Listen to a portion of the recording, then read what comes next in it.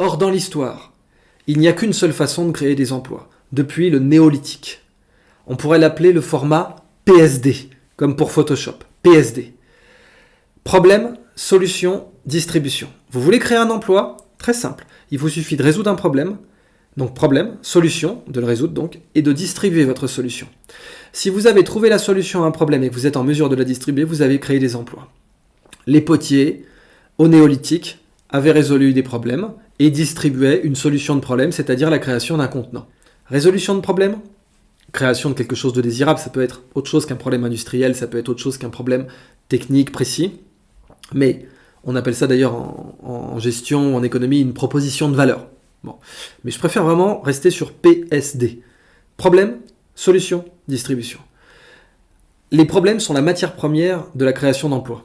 Il faut bien comprendre ça. Si vous voulez créer des emplois, il faut résoudre des problèmes. C'est donc bien d'avoir des problèmes. Pour devenir prospère, il faut avoir des problèmes. Le Machu Picchu était sur une zone à problème d'un point de vue technologique. C'était en pleine montagne, difficulté d'approvisionnement, difficulté d'accès à l'eau, etc.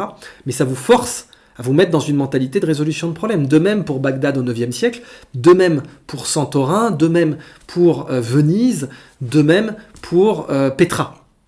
Donc, les problèmes ne sont pas des mauvaises choses. Les problèmes sont la matière première de la création d'emplois. Et en ce moment, Dieu sait que la France a des problèmes. Et Dieu sait que les peuples dans le monde ont des problèmes. Mais si les peuples se dotent des capacités d'identifier les problèmes, pour commencer, il faut les identifier. Donc d'en avoir une cartographie.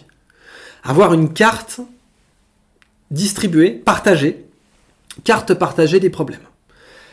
Avoir un moyen partagé de production de solutions, notamment avec des moyens d'échange comme le site Quora, par exemple, que j'aime beaucoup pour ça, où vous posez des questions et les personnes les plus compétentes vous répondent et vous pouvez upvoter les meilleures réponses. Donc, un moyen partagé d'identifier les problèmes et de les inventorier. Un index partagé des problèmes. Un index partagé des solutions. Un moyen partagé de production de solutions. Et un moyen partagé de distribuer ces solutions en gardant la richesse dans le réseau. En gardant la richesse dans le réseau.